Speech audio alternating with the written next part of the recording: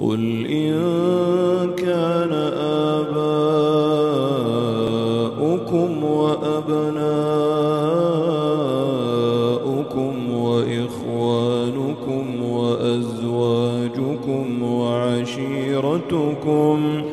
وعشيرتكم وأموال اقترفتموها وتجارة تخشون كسادها ومساكن ترضونها أحب إليكم من الله ورسوله وجهاد في سبيله فتربصوا حتى يأتي الله بأمره والله لا يهدي القوم الفاسقين.